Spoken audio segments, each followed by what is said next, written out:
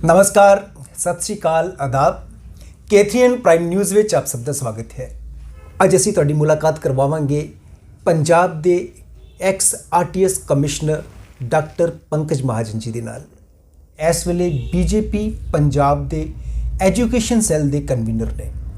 ਸ਼੍ਰੀ ਪੰਕਜ ਮਹਾਜਨ ਜੀ, ਸਾਡੇ ਚੈਨਲ ਤੇ ਆਪ ਦਾ ਬਹੁਤ-ਬਹੁਤ ਸਵਾਗਤ ਹੈ। ਨਮਸਕਾਰ ਜੀ।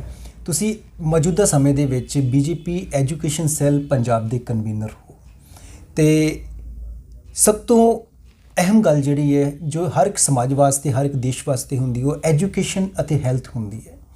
ਅਸੀਂ ਪਹਿਲਾਂ ਐਜੂਕੇਸ਼ਨ ਦੀ ਜੇ ਗੱਲ ਕਰਦੇ ਹਾਂ ਤੇ ਐਜੂਕੇਸ਼ਨ ਦੇ ਵਿੱਚ ਇਸ ਵੇਲੇ ਮੌਜੂਦਾ ਸਮੇਂ ਦੇ ਵਿੱਚ ਪੰਜਾਬ ਦੀ ਸਥਿਤੀ ਕੀ ਹੈ? ਮਨਜਿੰਦਰ ਜੀ, ਬੜਾ ਅੱਛਾ ਕੁਐਸਚਨ ਤੁਸੀਂ ਪੁੱਟ ਅਪ ਕੀਤਾ ਜੀ।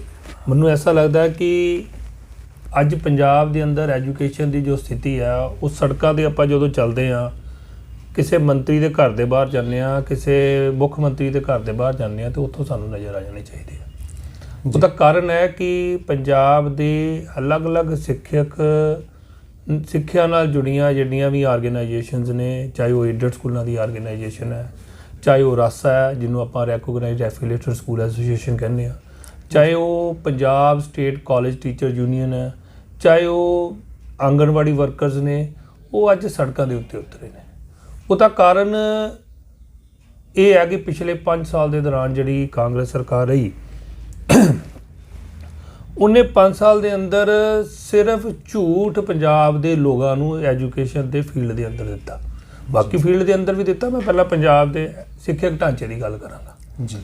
ਪੰਜਾਬ ਦੇ ਅੰਦਰ ਅੱਜ ਜਿਸ ਤਰੀਕੇ ਦੇ ਹਾਲਾਤ ਨੇ ਐਜੂਕੇਸ਼ਨ ਦੇ, ਉਹ ਸ਼ਾਇਦ ਕਦੇ ਵੀ ਨਹੀਂ ਰਹੇ ਹੋਣਗੇ। ਉਹਦਾ ਕਾਰਨ ਇਹ ਹੈ ਕਿ ਪੰਜਾਬ ਦੇ ਅਧਿਆਪਕਾਂ ਨੂੰ ਸਿੱਖਿਆ ਤੋਂ ਇਲਾਵਾ ਦੂਸਰੇ ਕੰਮਾਂ 'ਚ ਉਲਝਾਉਣ ਦਾ ਕੰਮ ਕੀਤਾ ਸਰਕਾਰ ਨੇ, ਤਾਂ ਕਿ ਉਹ ਉਹਨਾਂ ਦੇ ਖਿਲਾਫ ਨਾ ਬੋਲਣ।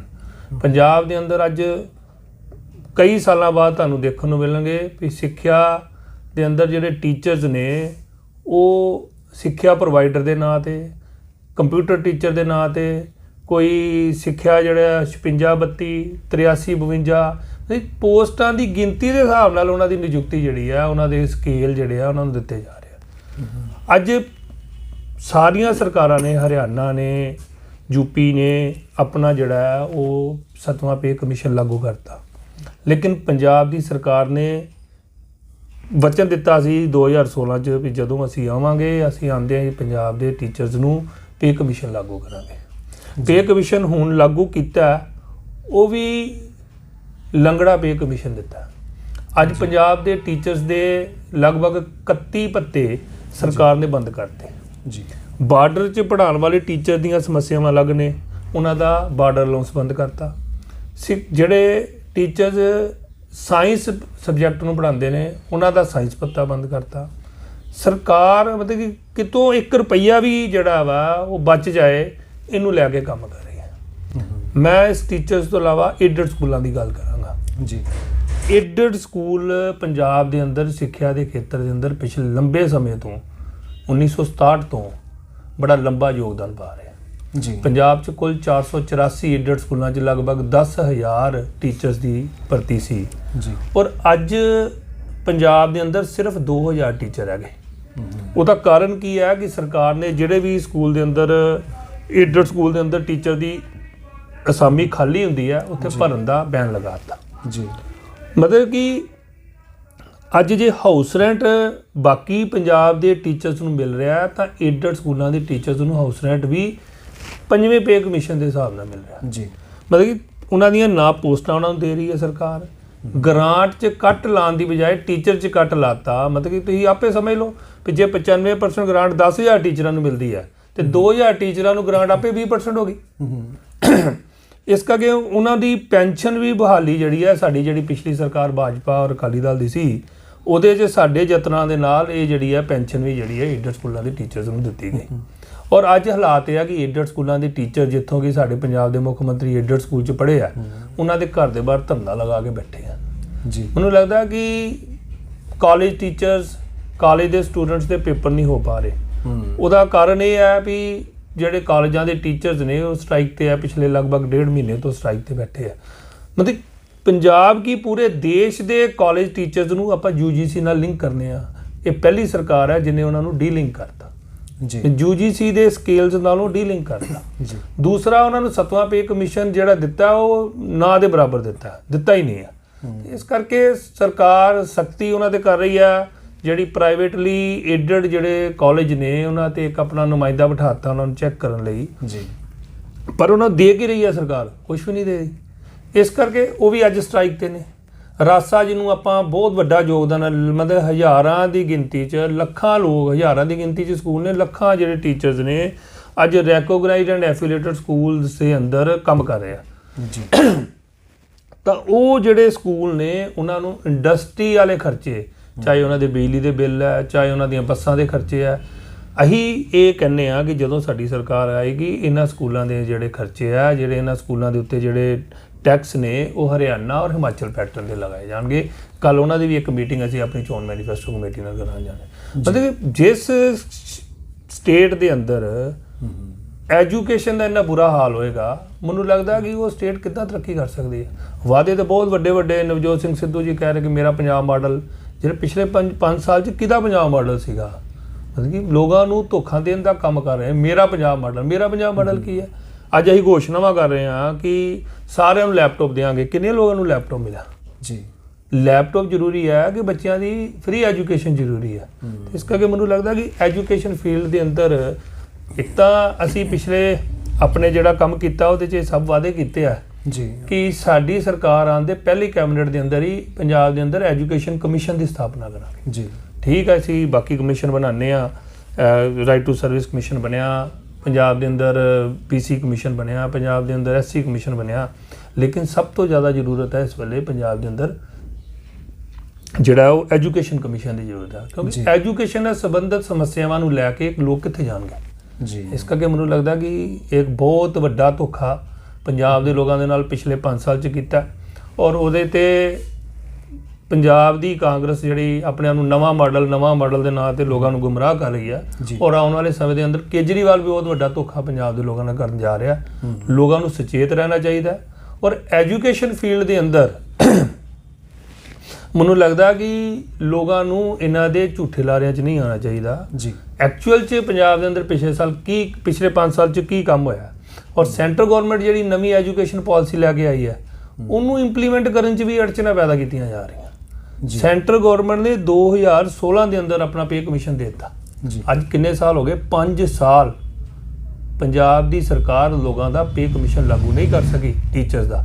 ਔਰ ਜੇ ਟੀਚਰ ਨੂੰ ਸਹੀ ਆਪਾਂ ਤਨਖਾਹ ਨਹੀਂ ਦੇਵਾਂਗੇ, ਪੰਜਾਬ 'ਚ ਰਹਿਣ ਵਾਲਾ ਪ੍ਰੋਫੈਸਰ, ਪੰਜਾਬ 'ਚ ਰਹਿਣ ਵਾਲਾ ਟੀਚਰ, ਪੰਜਾਬ 'ਚ ਰਹਿਣ ਵਾਲਾ ਗ੍ਰਾਂਟ ਇਨ ਏਡ ਸਕੂਲ ਦਾ ਟੀਚਰ, ਜੇ ਨਾਲ ਦੇ ਸੂਬਿਆਂ 'ਚ ਰਹਿਣ ਵਾਲੇ ਆਪਣੇ ਹੀ ਲੈਵਲ ਦੇ ਟੀਚਰਸ ਔਰ ਪ੍ਰੋਫੈਸਰਸ ਨਾਲੋਂ ਹਜ਼ਾਰਾਂ ਦੇ ਵਿੱਚ ਤਨਖਾਹ ਘੱਟ ਲੈਣਗੇ, ਤੇ ਨੈਚੁਰਲੀ ਉਹਨਾਂ ਦੇ ਮਨ ਦੇ ਅੰਦਰ ਜਿਹੜੀ ਆ ਉਹ ਗਲਤ ਗੱਲ ਆਏਗੀ ਕਿ ਸਰਕਾਰ ਸਾਡੇ ਨਾਲ ਧੱਕਾ ਕਰ ਰਹੀ ਹੈ। ਬਿਲਕੁਲ। ਤੇ ਮੈਨੂੰ ਲੱਗਦਾ ਕਿ ਐਜੂਕੇਸ਼ਨ ਫੀਲਡ ਦੇ ਅੰਦਰ ਇੱਕ ਤਾਂ ਮੈਨੂੰ ਸਾਰੇ ਸੈਂਟਰ ਜਦੋਂ ਸਾਡੀ ਡਬਲ ਇੰਜਨ ਦੀ ਸਰਕਾਰ ਆਏਗੀ ਤਾਂ ਅਸੀਂ ਇੱਕ ਪ੍ਰੋਮਿਸ ਕਰਦੇ ਹਾਂ ਕਿ ਹਰ ਜ਼ਿਲ੍ਹੇ ਦੇ ਅੰਦਰ ਸੈਂਟਰਲ ਪਬਲਿਕ ਸਕੂਲ ਜ਼ਰੂਰ ਹੋਏਗਾ। ਜੀ।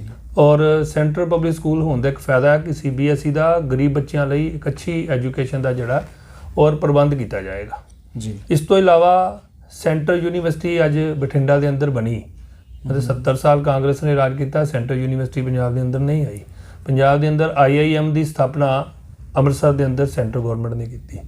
ਤਾਂ 70 ਸਾਲਾਂ ਦੇ ਅੰਦਰ ਕਾਂਗਰਸ ਨੇ 7 IIM 7 IIT ਖੜੇ ਕੀਤੇ, ਲੇਕਿਨ 7 ਸਾਲਾਂ ਦੇ ਅੰਦਰ ਨਵੇਂ 14 IIT 14 ਨਵੇਂ IIM ਯਾਨੀ ਕਿ 21 IIT 21 IIM ਅੱਜ ਦੇਸ਼ ਦੇ ਅੰਦਰ ਕੰਮ ਕਰ ਰਿਹਾ। ਜੀ। ਇੱਥੇ ਤਾਂ ਹੋਰ ਕੰਮ ਹੋਣ ਦੀ ਲੋੜ ਹੈ। ਮੈਨੂੰ ਲੱਗਦਾ ਕਿ ਜਦੋਂ BJP ਦੀ ਸਰਕਾਰ ਆਏਗੀ ਸੈਂਟਰ ਤੋਂ, ਔਰ BJP ਦੀ 2 ਸਰਕਾਰਾਂ ਡਬਲ ਇੰਜਨ ਦੀ ਜਿਹਨੂੰ ਆਪਾਂ ਸਰਕਾਰ ਕਹਿੰਦੇ ਆ, ਉਹਦੇ ਆਉਣ ਦਾ ਇੱਕ ਫਾਇਦਾ ਰਹੇਗਾ ਕਿ ਜਿਹੜੀਆਂ ਅੜਚਨਾਂ ਅੱਜ ਵੀ ਸੈਂਟਰ ਗਵਰਨਮੈਂਟ ਪੰਜਾਬ ਨੂੰ ਬਹੁਤ ਕੁਝ ਦੇਣਾ ਚਾਹੁੰਦੀ ਹੈ, ਲੇਕਿਨ ਪੰਜਾਬ ਆਪਣਾ 25% ਹਿੱਸਾ 20% ਹਿੱਸਾ ਜਿਹੜਾ ਉਹ ਵੀ ਨਹੀਂ ਪਾ ਰਿਹਾ। ਤਾਂ ਜਦੋਂ ਸਰਕਾਰ ਉੱਪਰ ਥੱਲੇ ਸੇਮ ਹੋਏਗੀ, ਤਾਂ ਜਦੋਂ ਬਰਾਬਰ ਦਾ ਸ਼ੇਅਰ ਜੀ ਉਸ ਦੇ ਅੰਦਰ ਜਾਏਗਾ, ਤਾਂ ਜਿਹੜੇ ਇੰਸਟੀਚਿਊਟ ਵਗੈਰਾ ਜਿਹੜੇ ਬਣਦੇ ਆ ਉਹ ਸਾਰੇ ਇੰਸਟੀਚਿਊਟ ਜਿਹੜੇ ਆ ਉਹ ਸਹੀ ਕੰਮ ਕਰਨਗੇ। ਕਿਤੇ ਅਗਰ ਪੈਸੇ ਦੀ ਕਿਸੇ ਚੀਜ਼ ਦੀ ਸਮੱਸਿਆ ਆਏਗੀ ਤਾਂ ਸੈਂਟਰ ਗਵਰਨਮੈਂਟ ਉਹਨੂੰ ਜਿਹੜਾ ਉਹ ਠੀਕ ਕਰੇਗੀ। ਬਿਲਕੁਲ। ਮੈਨੂੰ ਐਸਾ ਲੱਗਦਾ ਹੈ ਕਿ ਪੰਜਾਬ ਦੇ ਲੋਕਾਂ ਨੂੰ ਐਜੂਕੇਸ਼ਨ ਅਗਰ ਅਸੀਂ ਇੱਕ ਪਰਿਵਾਰ ਦੇ ਵਿੱਚ ਇੱਕ ਬੱਚਾ ਪੜ੍ਹ ਜਾਂਦਾ ਤਾਂ ਉਹ ਆਪਣੀ ਪੂਰੀ ਪੀੜ੍ਹੀ ਨੂੰ ਜਿਹੜਾ ਉਹ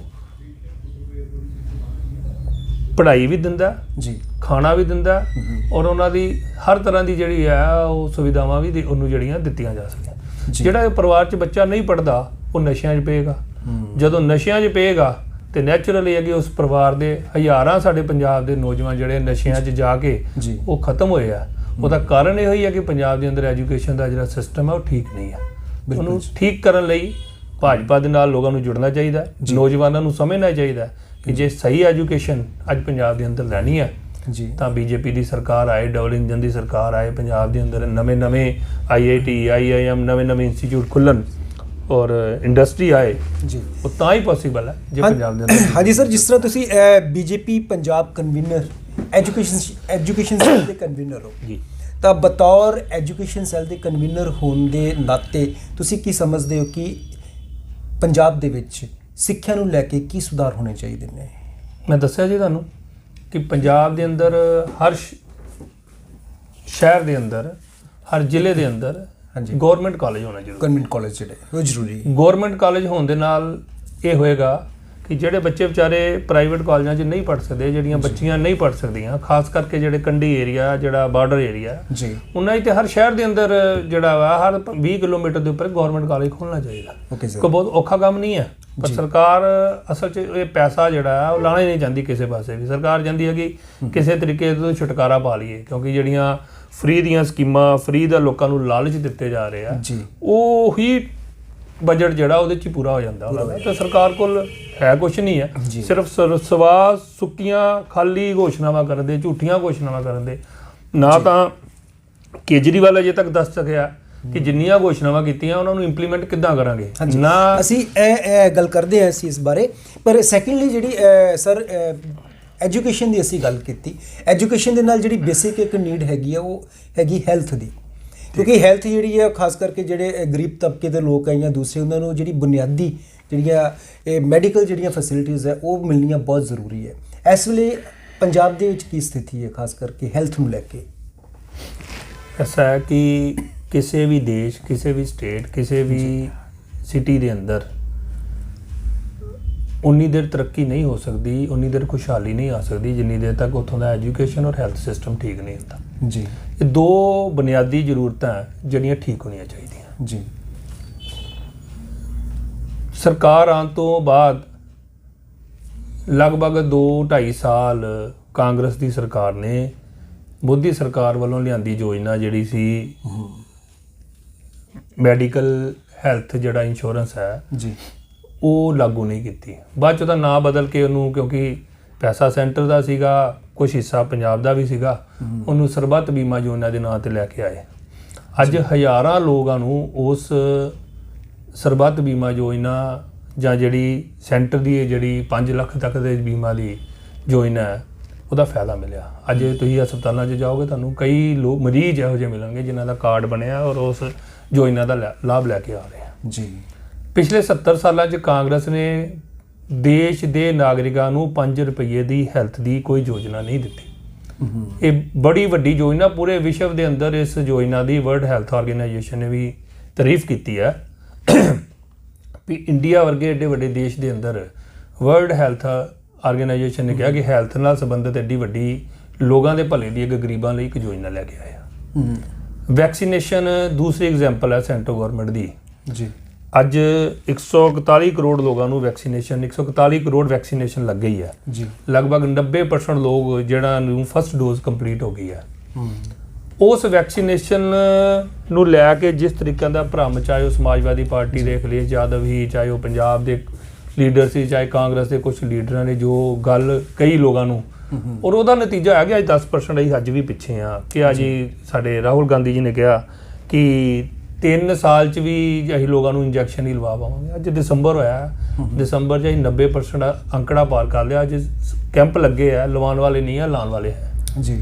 ਤਾਂ ਮੈਨੂੰ ਲੱਗਦਾ ਕਿ ਐਡੇ ਵੱਡੇ ਦੇਸ਼ ਦੇ ਅੰਦਰ ਜਿੱਥੇ 138 ਕਰੋੜ ਲੋਕ ਰਹਿੰਦੇ ਹੋਣ, ਉੱਥੇ ਹਰ ਬੰਦੇ ਨੂੰ ਗਰੀਬ ਅਮੀਰ ਜਾਤ ਪਾਤ ਤੋਂ ਪਰੇ ਹਟ ਕੇ ਜੀ ਅਸੀਂ ਵੈਕਸੀਨੇਸ਼ਨ ਲਗਵਾ ਰਹੇ ਹਾਂ। ਜਦੋਂ ਵਾਰੀ ਗਰੀਬ ਦੀ ਆ ਰਹੀ ਉਦੋਂ ਹੀ ਅਮੀਰ ਦੀ ਆ ਰਹੀ ਹੈ। ਵੈਕਸੀਨੇਸ਼ਨ ਫ੍ਰੀ ਲੱਗ ਰਹੀ ਹੈ ਗਰੀਬ ਨੂੰ ਵੀ ਔਰ ਅਮੀਰ ਨੂੰ ਵੀ। ਔਰ ਪੰਜਾਬ ਦੇ ਅੰਦਰ 25% ਜਦੋਂ ਥੋੜੀ ਦੇਰ ਲਈ 18 ਸਾਲ ਤੋਂ ਉੱਪਰ ਵਾਲਿਆਂ ਵਾਸਤੇ ਸਰਕਾਰ ਨੇ ਕੋਟਾ ਦਿੱਤਾ ਤਾਂ ਸ਼ਰਮ ਦੀ ਗੱਲ ਹੈ ਕਿ ਇਸ ਸਰਕਾਰ ਦੇ ਮੰਤਰੀਆਂ ਨੇ ਘੁਟਾਲਾ ਕੀਤਾ ਔਰ ਉਸ ਵੈਕਸੀਨੇਸ਼ਨ ਨੂੰ ਜਿੰਨੇ ਦੀ ਉੱਥੋਂ ਲਈ ਕੰਪਨੀਆਂ ਚੋਂ ਉਸ ਤੋਂ ਡਬਲ ਰੇਟ ਤੇ ਪ੍ਰਾਈਵੇਟ ਹਸਪਤਾਲਾਂ ਨੂੰ ਉਹਨਾਂ ਨੇ ਅੱਗੋਂ ਉਸ ਤੋਂ ਡਬਲ ਰੇਟ ਦੇ ਉੱਤੇ ਲੋਕਾਂ ਨੂੰ ਵੇਚਿਆ ਜੀ। ਇਸ ਤੋਂ ਵੱਧ ਪੰਜਾਬ ਦੇ ਹੈਲਥ ਸਿਸਟਮ ਦੇ ਅੰਦਰ ਕੀ ਹੋਏਗਾ ਜਦੋਂ ਕਿ ਲੋਕ ਕਰਾਈ ਕਰ ਰਹੇ ਸੀਗੇ, ਤਰਾਈ ਕਰ ਰਹੇ ਸੀਗੇ। ਲੋਕਾਂ ਦੇ ਅੰਦਰ ਇੱਕ ਬਹੁਤ ਵੱਡਾ ਡਰ ਸਹਿਮ ਸੀਗਾ, ਦੇਸ਼ ਦੇ ਅੰਦਰ ਕਰਫਿਊ ਲੱਗਾ ਦਾ ਸੀ। ਉਸ ਵੇਲੇ ਹੀ ਲੋਕਾਂ ਦੀ ਨਾਲ ਖੇਲਣਾ ਸ਼ੁਰੂ ਕੀਤਾ, ਉਹਨਾਂ ਦੇ ਸਰੀਰ ਦੇ ਨਾਲ ਖੇਲਣਾ ਸ਼ੁਰੂ ਕੀਤਾ। ਪੈਸੇ ਦੇ ਲਾਲਚ ਆ ਕੇ ਆਪਾਂ ਉਹ ਜਿਹੜਾ ਉਹਨਾਂ ਨੂੰ ਜਿਹੜੀ ਵੈਕਸੀਨੇਸ਼ਨ ਹੈ ਉਹ ਵੇਚਣੀ ਸ਼ੁਰੂ ਕਰ ਦਿੱਤੀ। ਤਾਂ ਫਿਰ ਸਰਕਾਰ ਨੂੰ ਆਪਣੇ ਹੱਥ ਲੈਣਾ ਪਿਆ। ਜਿਹੜੇ ਲੋਕ ਬੜੀਆਂ ਗੱਲਾਂ ਕਰਦੇ ਸੀਗੇ ਵੀ ਵੈਕਸੀਨੇਸ਼ਨ ਨਹੀਂ ਹੋ ਪਾਏਗੀ, ਇਹ ਨਹੀਂ ਹੋ ਪਾਏਗਾ, ਅੱਜ ਸਭ ਲੋਕ ਲਵਾਉਣ ਲਈ ਆਤੁਰ ਹੋਏ ਆ। ਅੱਜ ਸਰਕਾਰ ਨੇ ਬੂਸਟਰ ਡੋਜ਼ ਦੀ ਵੀ ਘੋਸ਼ਣਾ ਕਰਤੀ ਹੈ ਔਰ 15 ਤੋਂ 18 ਲਈ ਵੀ ਕਹਿ ਦਿੱਤਾ ਜੀ। ਸ਼ਾਇਦ ਐਡੇ ਵੱਡੇ ਦੇਸ਼ ਦੇ ਅੰਦਰ ਬਿਨਾਂ ਕਿਸੇ ਲਾਲਚ ਤੋਂ ਲੋਕ ਜਿਹੜੇ ਆ, ਬਿਨਾਂ ਜਿਹੜੇ ਲਾਉਣ ਵਾਲੇ ਆ ਔਰ ਬਿਨਾਂ ਕਿਸੇ ਰੁਕਾਵਟ ਤੋਂ ਹਰ ਗਰੀਬ ਅਮੀਰ ਕਲਰ ਕ੍ਰੀਡਸ ਤੇ ਪਰੇ ਹਟ ਕੇ ਜਿਹੜਾ ਲੋਕਾਂ ਨੂੰ ਇਹ ਜਿਹੜੀ ਹੈ ਵੈਕਸੀਨੇਸ਼ਨ ਲੱਗ ਰਹੀ ਹੈ ਜੀ। ਹਾਂਜੀ ਸਰ, ਬੇਸਿਕਲੀ ਜੇਕਰ ਆਪਾਂ ਮੌਜੂਦਾ ਸਮੇਂ ਦੀ ਗੱਲ ਕਰੀਏ, ਕਾਫੀ ਲੰਬੇ ਅਰਸੇ ਤੋਂ ਬੜੀਆਂ ਪਾਰਟੀਆਂ ਆਉਂਦੀਆਂ ਆ, ਆਪਣੇ ਜਿਹੜੇ ਆ ਐਲਾਨ ਕਰਦੀਆਂ ਹੈ, ਐਲਾਨ ਕਰਕੇ ਚਲੇ ਜਾਂਦੀਆਂ ਹੈ। ਅੱਜ ਦੇ ਸਮੇਂ ਦੇ ਵਿੱਚ ਵੀ ਕੀ ਹੋ ਰਿਹਾ, ਮੌਜੂਦਾ ਸਮੇਂ ਦੇ ਵਿੱਚ ਹਰ ਇੱਕ ਪਾਰਟੀ ਨੇ ਆਪਣੇ ਜੋ ਐਲਾਨ ਆ ਉਹ ਕਰਨੇ ਸ਼ੁਰੂ ਕਰ ਦਿੱਤੇ ਹੈ। ਤੁਸੀਂ ਐਜ਼ ਏ RTS ਕਮਿਸ਼ਨਰ ਰਹੇ ਹੋ, ਕਾਫੀ ਗਹਿਰਾਈ ਦੇ ਨਾਲ ਹਰ ਇੱਕ ਵਿਸ਼ੇ ਨੂੰ ਤੁਸੀਂ ਜਾਣਿਆ। ਤੁਸੀਂ ਕੀ ਸਮਝਦੇ ਹੋ ਕਿ ਜਿਹੜੀਆਂ ਐਲਾਨ ਕੀਤੇ ਜਾ ਰਹੇ ਨੇ ਵੱਖਰੀਆਂ ਪਾਰਟੀਆਂ ਵੱਲੋਂ, ਕੀ ਇਹਨਾਂ ਤੇ ਇੰਪਲੀਮੈਂਟੇਸ਼ਨ ਹੋਣਾ ਪੋਸੀਬਲ ਹੈ? ਮੈਂ ਮੌਜੂਦਾ ਮੁੱਖ ਮੰਤਰੀ ਸਰਦਾਰ ਚਰਨਜੀਤ ਸਿੰਘ ਚੰਨੀ ਜੀ ਨੇ ਆਉਂਦਿਆਂ ਹੀ ਲੋਕਾਂ ਨੂੰ ਬੜਾ ਖੁਸ਼ ਕਰਨ ਦੀ ਕੋਸ਼ਿਸ਼ ਕੀਤੀ, ਵਧੀਆ ਘੋਸ਼ਣਾਵਾਂ ਕੀਤੀਆਂ ਜੀ। ਮੈਨੂੰ ਯਾਦ ਹੈ ਕਿ ਇੱਥੇ ਬਟਾਲਾ ਦੇ ਅੰਦਰ ਹੀ ਜਿਹੜਾ ਉਹ ਇੱਕ ਕੈਂਪ ਲੱਗਾ ਜੋ 5 ਮਰਲੇ ਦੇ ਪਲਾਟ, ਰਾਸ਼ਨ ਕਾਰਡ, ਜੇ ਉਹ 18-19 ਤਰ੍ਹਾਂ ਦੀਆਂ ਸੁਵਿਧਾਵਾਂ ਲਈ ਕੈਂਪ ਲੱਗਾ 2 ਦਿਨ ਦਾ। ਮੇਰੇ ਧਿਆਨ 'ਚ ਅਜੇ ਤੱਕ ਇੱਕ ਵੀ ਬੰਦਾ ਨਹੀਂ ਜਿਹਨੂੰ 5 ਮਰਲੇ ਦਾ ਫ੍ਰੀ ਪਲਾਟ ਸਰਕਾਰ ਨੇ ਦਿੱਤਾ ਹੋਏ ਜੀ। ਇਸ ਤੋਂ ਇਲਾਵਾ ਸਰਕਾਰ ਨੇ ਕਿਹਾ ਜੀ ਆਪਣਾ ਇਹਨਾਂ ਦਾ ਚੋਣ ਮੈਨੀਫੈਸਟੋ ਆਪਾਂ 17 ਦਾ ਕੱਢ ਲਈਏ ਤੇ ਜ਼ਿਆਦਾ ਵਧੀਆ ਹੋਏਗਾ। ਕਾਂਗਰਸ ਦੇ ਮੈਨੀਫੈਸਟੋ 'ਚ ਸੀਗਾ ਵੀ ਹਰ ਘਰ 'ਚ ਨੌਕਰੀ ਦੇਵਾਂਗੇ। ਬਹੁਤ ਵੱਡੀ ਸਮੱਸਿਆ ਅੱਜ ਪੰਜਾਬ ਦੇ ਅੰਦਰ ਬੇਰੁਜ਼ਗਾਰੀ ਦੀ। ਦੇਸ਼ ਦੇ ਅੰਦਰ ਬੇਰੁਜ਼ਗਾਰੀ 6.6 ਹੈ, ਅੱਜ ਪੰਜਾਬ ਦੇ ਅੰਦਰ 8.4 ਚਲੀ ਗਈ ਜੀ। ਬਹੁਤ ਵਧੀਆ ਕੰਮ ਕੀਤਾ ਚੰਡੀ ਸਰਕਾਰ ਨੇ ਕਿ ਬੇਰੁਜ਼ਗਾਰੀ ਦੀ ਦਰ ਵਧਾ ਦਿੱਤੀ। ਤਾਂ ਸਰਕਾਰ ਘੋਸ਼ਣਾਵਾਂ ਕਰੀ ਜਾਂਦੀ ਹੈ। ਮੇਰਾ ਸਿਰਫ ਇੰਨਾ ਕਹਿਣਾ ਹੈ ਕਾਂਗਰਸ ਨੂੰ ਵੀ, ਆਪ ਨੂੰ ਵੀ, ਅਕਾਲੀ ਦਲ ਨੂੰ ਵੀ, ਅਸੀਂ 2000 ਹਰ ਮਹਿਲਾ ਨੂੰ ਦੇਵਾਂਗੇ, 1000 ਦੇਵਾਂਗੇ। ਉਹ ਕਹਿੰਦਾ ਮੈਂ 300 ਯੂਨਿਟ ਬੱਤੀ ਫਰੀ ਦੇਵਾਂਗਾ, ਕਹਿੰਦਾ 400 ਦੇਵਾਂਗਾ, ਕਹਿੰਦਾ 500 ਦੇਵਾਂਗਾ ਜੀ। ਇਹ ਪੈਸਾ ਕਿੱਥੋਂ ਆਏਗਾ? ਇਹ ਲੀਗਲ ਡਾਕੂਮੈਂਟ ਬਣਨਾ ਚਾਹੀਦਾ ਜਿਹੜਾ ਵਾਅਦੇ ਕਰਦੇ ਆ। ਪੈਸਾ ਆਏਗਾ ਕਿੱਥੋਂ? ਔਰ ਪੈਸਾ ਜਿੰਨਾ ਤੁਸੀਂ ਦੇਣਾ ਉਹਦਾ ਟੋਟਲ ਕਰਕੇ ਪੰਜਾਬ ਦੇ ਲੋਕਾਂ ਨੂੰ ਹਿਸਾਬ ਦੇਣਾ ਪਏਗਾ ਜੀ। ਮਨਪ੍ਰੀਤ ਬਾਦਲ ਦੀ ਮੈਨੂੰ ਸਟੇਟਮੈਂਟ ਅੱਜ ਵੀ ਯਾਦ ਹੈ, ਜਦੋਂ 2017 ਦਾ ਚੁਣਾਵ ਸੀ ਤੇ ਮਨਪ੍ਰੀਤ ਬਾਦਲ ਜੀ ਔਰ ਨਵਜੋਤ ਸਿੰਘ ਸਿੱਧੂ ਸਟੇਜ ਤੋਂ ਇੱਕ ਘੋਸ਼ਣਾ ਕਰਦੇ ਸੀ ਕਿ ਪੰਜਾਬ ਦੇ ਹਰ ਨੌਜਵਾਨ ਦੇ ਉੱਤੇ ਕਰਜ਼ਾ ਚੜਾਤਾ ਅਕਾਲੀ ਦਲ ਦੀ ਸਰਕਾਰ ਨੇ ਜੀ। ਬਿਲਕੁਲ ਠੀਕ ਹੈ। 2.25 ਲੱਖ ਕਰੋੜ ਦਾ ਅੰਕੜਾ ਜਿਹੜਾ ਉਸ ਵੇਲੇ ਬੋਲਿਆ ਜਾਂਦਾ ਸੀ ਜੀ। ਅੱਜ ਮਨਪ੍ਰੀਤ ਬਾਦਲ ਨੂੰ ਸ਼ਵੇਤ ਪੱਤਰ ਜਾਰੀ ਕਰਨਾ ਚਾਹੀਦਾ ਕਿ ਪੰਜਾਬ ਦੇ ਅੰਦਰ 3 ਲੱਖ ਕਰੋੜ ਤੋਂ ਉੱਪਰ ਦਾ ਕਰਜ਼ਾ ਕਿਉਂ ਚੜ ਗਿਆ। ਕਿਆ ਪਿਛਲੇ 50 ਸਾਲਾਂ 'ਚ ਇਹਨਾਂ ਦੇ ਲੋਕਾਂ ਨੂੰ ਕਿਹੜੀ ਚੀਜ਼ ਦੇ ਦਿੱਤੀ ਕਿ ਪੰਜਾਬ ਦਾ ਕਰਜ਼ਾ ਵੱਧ ਗਿਆ। ਆਉਣ ਵਾਲੀ ਸਰਕਾਰ 1 ਲੱਖ ਕਰੋੜ ਰੁਪਈਆ ਹੋਰ ਚੜਾ ਦੇ। ਮਤਲਬ ਕਿ ਪੰਜਾਬ ਨੂੰ ਗਿਰਵੀ ਰੱਖ ਕੇ ਅਸੀਂ ਲੋਕ ਕਿੰਨੀ ਕੁ ਦੇਰ ਜਿਹੜਾ ਇਹਨਾਂ ਲੋਕਾਂ ਦੇ ਝੂਠੇ ਵਾਅਦਿਆਂ ਜਾਵਾਂਗੇ। ਆਮ ਬੰਦਾ ਜਦੋਂ ਬੈਂਕ ਤੋਂ ਲੋਨ ਲੈਂਦਾ ਜੀ ਤੇ ਸੇਮ ਅਸੀਂ ਪੰਜਾਬ ਦੇ ਅੰਦਰ ਕਰ ਰਹੇ ਹਾਂ। ਬੈਂਕ ਤੋਂ ਲੋਨ ਲੱਥਦਾ ਨਹੀਂ, ਉਹ ਫਿਰ ਆਪਣੀ ਦੁਕਾਨ ਕਿਰਾਏ ਤੇ ਚੜਾਉਂਦਾ, ਫਿਰ ਕੋਈ ਕਿਸੇ ਹੋਰ ਚੀਜ਼ ਨੂੰ ਵੇਚਦਾ, ਕੋਈ ਵੇਚਦੇ ਉਹ ਬੰਦਾ ਸੁਸਾਈਡ ਵਾਲੇ ਪੁਆਇੰਟ ਤੇ ਆ ਜਾਂਦਾ ਜੀ। ਸੇਮ ਅੱਜ ਪੰਜਾਬ ਦੇ ਹਾਲਾਤ ਹੋ ਗਏ। ਉਹ ਮਨਪ੍ਰੀਤ ਬਾਦਲ ਨੂੰ ਅਸੀਂ ਬੜਾ ਵਧੀਆ ਫਾਈਨੈਂਸ ਮਿਨਿਸਟਰ ਸਮਝਦੇ ਰਹੇ ਹਾਂ ਤੇ ਉਹ ਫਾਈਨੈਂਸ ਮਿਨਿਸਟਰ ਨੂੰ ਪੁੱਛਿਆ ਜਾਏ ਕਿ ਕਿਆ ਕਾਂਗਰਸ ਸਾਰੇ ਜਵਾਬ ਛੱਡਦੇ ਪੰਜਾਬ ਦੇ 2022 ਦਾ ਇਲੈਕਸ਼ਨ ਸਿਰਫ ਪੰਜਾਬ ਦੇ ਕਰਜ਼ੇ ਦੇ ਉੱਤੇ ਲੜਦੇ ਜੀ। ਮੈਂ ਇੱਕ ਅੱਜ ਇਸ ਤੁਹਾਡੀ ਇੰਟਰਵਿਊ 'ਚ ਬੋਲ ਰਿਹਾ ਕਿ ਪੰਜਾਬ ਦੀ ਕਾਂਗਰਸ ਸਰਕਾਰ ਜਿਹੜਾ ਬਾਦਲ ਦੇ ਟਾਈਮ ਦੇ ਉੱਤੇ ਕਰਜ਼ਾ ਸੀ ਔਰ ਅੱਜ ਇਹਨਾਂ ਦੇ ਉੱਤੇ ਵਧਿਆ ਕਿਉਂ, ਇਹਦੇ ਉੱਤੇ ਚੁਣਾਵ ਲੜ ਕੇ ਦੇਖ ਲਏ ਕਿ ਲੋਕਾਂ ਦੇ ਉੱਤੇ 1 ਲੱਖ, 1.25 ਲੱਖ ਕਰੋੜ ਰੁਪਈਆ ਵਾਧੂ ਕਰਜ਼ਾ ਕਿਉਂ ਚੜਾਤਾ ਇਹਨਾਂ ਨੇ, ਉਹਦਾ ਜਵਾਬ ਦੇ ਦੇ। ਜਿਹੜੇ ਬਾਕੀ ਦੇ ਵਾਅਦੇ ਮੈਨੂੰ ਲੱਗਦਾ ਉਹ ਨਜ਼ਰ ਆ ਜਾਣਗੇ ਇਹਨਾਂ ਦੇ। ਆਰਟੀਐਸ ਕਮਿਸ਼ਨਰ ਵਜੋਂ ਬਤੌਰ ਸੇਵਾਵਾਂ ਨਿਭਾਈਆਂ, ਤਾਂ ਐਜ਼ ਏ ਆਰਟੀਐਸ ਕਮਿਸ਼ਨਰ ਜਿਸ ਤਰ੍ਹਾਂ ਤੁਸੀਂ ਚੱਲਦੇ ਰਹੇ, ਤੁਸੀਂ ਕੀ ਸਮਝਦੇ ਹੋ ਕਿ ਇਹ ਸਮਾਜ ਦੇ ਵਿੱਚ ਜਾਂ ਰਾਜ ਦੇ ਵਿੱਚ ਕਿਹੜੇ ਪ੍ਰਸ਼ਾਸਨਿਕ ਸੁਧਾਰ ਜਿਹੜੇ ਆ ਉਹ ਹੋਣੇ ਚਾਹੀਦੇ ਆ? ਬਹੁਤ ਅੱਛਾ ਕੁਐਸਚਨ ਹੈ। ਅੱਜ ਲੋਕਾਂ ਦਾ ਵਿਸ਼ਵਾਸ ਪੋਲੀਟੀਕਲ ਪਾਰਟੀਆਂ ਦੇ ਉੱਪਰ ਇਸ ਕਰਕੇ ਨਹੀਂ ਰਿਹਾ ਕਿ ਹਰ ਮਹਿਕਮੇ ਦੇ ਅੰਦਰ ਲੋਕਾਂ ਨੂੰ ਰਿਸ਼ਵਤ ਨਜ਼ਰ ਆਉਂਦੀ ਹੈ ਜੀ। ਮੈਂ ਜਦੋਂ ਰਾਈਟ ਟੂ ਸਰਵਿਸ ਕਮਿਸ਼ਨ ਦੇ ਅੰਦਰ ਕਮਿਸ਼ਨਰ ਬਣਿਆ, ਬੜੀ ਤੁਸੀਂ ਵਿਸ਼ਵਾਸ ਨਹੀਂ ਕਰਨਾ, ਮੈਂ ਤੁਹਾਨੂੰ ਉਹ ਗੱਲ ਸੁਣਾ ਰਿਹਾ। 2016 ਦੇ ਅੰਦਰ ਮੈਂ ਰਾਈਟ ਟੂ ਸਰਵਿਸ ਦੇ ਅੰਦਰ ਕਮਿਸ਼ਨਰ ਬਣਿਆ, ਤਾਂ ਮੈਨੂੰ ਕਿਉਂਕਿ ਮੈਂ ਐਜੂਕੇਸ਼ਨ ਮੇਰੀ PhD ਤੱਕ ਹੋਈ ਹੈ, ਤਾਂ ਮੈਨੂੰ ਐਜੂਕੇਸ਼ਨ ਦੇਖ ਕੇ ਸਾਡੇ ਜਿਹੜੇ ਚੀਫ ਕਮਿਸ਼ਨਰ ਸੀ ਉਹਨਾਂ ਨੇ ਮੈਨੂੰ ਐਜੂਕੇਸ਼ਨ ਦਾ ਡਿਪਾਰਟਮੈਂਟ ਹੀ ਦੇ ਦਿੱਤਾ। ਤਾਂ ਮੈਨੂੰ ਲੱਗਾ ਮੈਂ ਸਾਰੀ ਉਮਰ ਮਾਸਟਰੀ ਵਾਲਾ ਕੰਮ ਹੀ ਕਰਨਾ, ਪਰ ਚਲੋ ਅੱਛਾ ਫੀਲਡ ਹੈ ਐਜੂਕੇਸ਼ਨ। ਤਾਂ ਮੇਰੇ ਕੋਲ ITI ਕਾਲਜਸ ਦੀ ਇੱਕ ਕੰਪਲੇਂਟ ਆਈ ਕਿ ਬੱਚੇ ਨੂੰ 2003 ਚ ਉਹਨੇ ITI ਕਲੀਅਰ ਕੀਤੀ। 2016 ਦੀ ਗੱਲ ਕਰ ਰਿਹਾ, 2003 ਦੀ ITI ਕਲੀਅਰ ਕੀਤੀ ਬੱਚੇ ਨੇ ਜੀ। ਉਹਨੂੰ ਸਰਟੀਫਿਕੇਟ ਉਹਦਾ ਪਾਸ ਦਾ ਨਹੀਂ ਮਿਲਿਆ। ਕਿੰਨੇ ਸਾਲ ਆਪਾਂ 13 ਸਾਲ ਬੱਚੇ ਨੂੰ, ਜਿਸ ਨੂੰ ਸਰਟੀਫਿਕੇਟ ਨਹੀਂ ਮਿਲੇਗਾ ਪਾਸ ਦਾ, ਪੰਜਾਬ ਦੇ ਅੰਦਰ ਰਹਿ ਕੇ, ਉਹ ਬੱਚਾ ਕੀ ਉਸ ਸਿਸਟਮ ਦੇ ਉੱਤੇ ਵਿਸ਼ਵਾਸ ਕਰੇਗਾ ਜੀ ਸਰ। ਤਾਂ ਉਹਨੇ ਕਿਤੇ ਕੰਪਲੇਂਟ ਕੀਤੀ, ਤਾਂ ਕੰਪਲੇਂਟ ਮੇਰੇ ਕੋਲ ਆਈ, ਮੈਂ ਉਹਨੂੰ 15 ਦਿਨਾਂ ਦੇ ਅੰਦਰ ਉਹਦਾ ਸਰਟੀਫਿਕੇਟ ਦਵਾਇਆ ਜੀ। ਤਾਂ ਬੱਚਾ ਜਦੋਂ ਸਾਡੀ ਕੋਰਟ 'ਚ ਆਇਆ, ਕੋਰਟ 'ਚ ਜਦੋਂ ਹੀ ITI ਜਿਹੜੇ ਟੈਕਨੀਕਲ ਐਜੂਕੇਸ਼ਨ ਦੇ ਜਿਹੜੇ ਸੈਕਟਰੀ ਹੈ, ਉਹਨਾਂ ਦੇ ਜਿਹੜੇ ਡਾਇਰੈਕਟਰ, ਉਹਨਾਂ ਨੂੰ ਬੁਲਾਇਆ, ਤਾਂ ਉਹ ਲੜਕੇ ਨੇ ਕਿਹਾ ਕਿ ਮੈਂ ਇਕੱਲਾ ਨਹੀਂ ਆ, ਪੰਜਾਬ ਦੇ ਅੰਦਰ ਹਜ਼ਾਰਾਂ ਸਟੂਡੈਂਟਸ ਦਾ ਸਰਟੀਫਿਕੇਟ ਨਹੀਂ ਮਿਲਿਆ ਸਰ ਜੀ। ਤਾਂ ਮੈਂ ਸਾਰੇ ITI ਲਗਭਗ ਪੰਜਾਬ ਦੇ ਅੰਦਰ 400 ਦੇ ਕਰੀਬ ITI ਕਾਲਜਸ ਨੇ, ਪ੍ਰਾਈਵੇਟ ਔਰ ਦੂਸਰੇ ਪਾ ਕੇ 400 ITI ਕਾਲਜਸ ਨੂੰ ਆਪਣੇ ਆਫਿਸ ਤੋਂ ਲੈਟਰ ਇਸ਼ੂ ਕੀਤੀ ਕਿ ਜਿਨ੍ਹਾਂ ਦੇ ਸਰਟੀਫਿਕੇਟ 2000 ਤੋਂ ਲੈ ਕੇ ਟਿਲ ਡੇਟ ਨਹੀਂ ਮਿਲੇ, ਉਹਨਾਂ ਦਾ ਰਿਕਾਰਡ ਜਿਹੜਾ ਉਹ ਲੈ ਕੇ ਆਇਆ ਹੈ ਜੀ। ਬੜੀ ਹੈਰਾਨਗੀ ਵਾਲੀ ਗੱਲ ਹੈ ਵੀ ਲਗਭਗ 33000 ਸਟੂਡੈਂਟਸ ਨੂੰ ਸਰਟੀਫਿਕੇਟ ਨਹੀਂ ਸੀ ਮਿਲਿਆ ਜੀ। ਔਰ ਮੈਂ ਆਪਣੇ ਆਪ ਨੂੰ ਖੁਸ਼ਕਿਸਮਤ ਸਮਝਦਾ ਕਿ ਮੈਂ 2 ਸਾਲਾਂ ਦੇ ਅੰਦਰ 28000 ਬੱਚਿਆਂ ਨੂੰ ਜੀ ਸਰਟੀਫਿਕੇਟ ਦਿਵਾਤੇ ਜੀ। ਔਰ ਉਹ ਜਿਹੜਾ ਬੱਚਿਆਂ ਨੂੰ ਸਨ 2000 ਦਾ, 2001 ਦਾ, 2005 ਦਾ, 2006 ਦਾ ਪਾਸ ਕਰਨ ਤੋਂ ਬਾਅਦ 10-10, 15-15 ਸਾਲ ਜਿਹਨੂੰ ਸਰਟੀਫਿਕੇਟ ਹੀ ਨਹੀਂ ਮਿਲੇਗਾ ਕਿ ਉਹ ਪਾਸ ਹੋ ਗਿਆ, ਉਹ ਬੱਚਾ ਪੰਜਾਬ ਦੇ ਸਿਸਟਮ ਦੇ ਉੱਤੇ ਕਿਉਂ ਵਿਸ਼ਵਾਸ ਕਰੇਗਾ? ਪੰਜਾਬ ਦੇ ਅੰਦਰ ਇੰਨੀ ਬੁਰੀ ਹਾਲਤ ਪੰਜਾਬ ਦੇ ਸਿਸਟਮ ਦੀ, ਇਹ ਮੈਂ ਇਕੱਲੇ ਐਜੂਕੇਸ਼ਨ ਡਿਪਾਰਟਮੈਂਟ ਦੀ ਗੱਲ ਕਰ ਰਿਹਾ ਜੀ। ਤੁਸੀਂ ਹੈਲਥ 'ਚ ਚਲੇ ਜਾਓ, ਲੋਕਾਂ ਨੂੰ ਬਰਥ ਸਰਟੀਫਿਕੇਟ ਨਹੀਂ ਮਿਲਦੇ, ਡੈਥ ਸਰਟੀਫਿਕੇਟ ਨਹੀਂ ਮਿਲਦੇ। ਬਰਥ ਸਰਟੀਫਿਕੇਟ ਤੇ ਜਨਮ ਹੋ ਗਿਆ, ਖੁਸ਼ੀ ਦੀ ਗੱਲ ਹੈ, ਲੋਕ ਉੱਥੇ ਤੇ ਰਿਸ਼ਵਤ ਮੰਗਣਗੇ ਹੀ। ਈਵਨ ਇਹੋ ਜਿਹੀਆਂ ਕੰਪਲੇਂਟਸ ਵੀ ਅੱਜ ਵੀ ਮੇਰੇ ਕੋਲ ਰਿਕਾਰਡ 'ਚ ਪਈਆਂ ਹੋਣੀਆਂ ਕਿ ਡੈਥ ਸਰਟੀਫਿਕੇਟ ਲੈਣ ਲਈ ਵੀ ਰਿਸ਼ਵਤ ਲੋਕ ਲੈ ਰਹੇ ਜੀ। ਮਤਲਬ ਜੇ ਕਿਸੇ ਦੇ ਘਰ ਦਾ ਜੀ ਚਲਾ ਗਿਆ ਤੇ ਪੰਜਾਬ ਦੇ ਲੋਕਾਂ ਨੂੰ, ਜਿਹੜੇ ਕਲੈਰੀਕਲ ਡਿਪਾਰਟਮੈਂਟ ਦੇ ਲੋਕ ਨੇ ਜਾਂ ਜਿਹੜੇ ਲੋਕ ਉਹਦੇ ਨਾਲ ਸੰਬੰਧਿਤ ਨੇ, ਉਹਨਾਂ ਨੂੰ ਇਹ ਵੀ ਸ਼ਰਮ ਨਹੀਂ ਆ ਕਿ ਅਸੀਂ ਡੈਥ ਸਰਟੀਫਿਕੇਟ ਦੇ ਵੀ ਪੈਸੇ ਮੰਗ ਰਹੇ ਬੰਦੇ ਜੀ। ਤਾਂ ਅਗਰ ਇਹ ਸਿਸਟਮ ਨੂੰ ਠੀਕ ਕਰਨਾ ਤਾਂ ਬੜਾ ਅੱਛਾ ਸਿਸਟਮ ਸੀਗਾ ਰਾਈਟ ਟੂ ਸਰਵਿਸ ਕਮਿਸ਼ਨ ਦਾ, ਵੀ ਟਾਈਮ ਲਿਮਿਟ ਸੀਗੀ ਵੀ ਇੰਨੇ ਟਾਈਮ ਦੇ ਅੰਦਰ ਇਹ ਵਾਲਾ ਸਰਟੀਫਿਕੇਟ ਮਿਲਣਾ, ਇਹਦੇ ਅੰਦਰ ਇਹ ਮਿਲਣਾ, ਇਹਦੇ ਅੰਦਰ ਇਹ ਮਿਲਣਾ।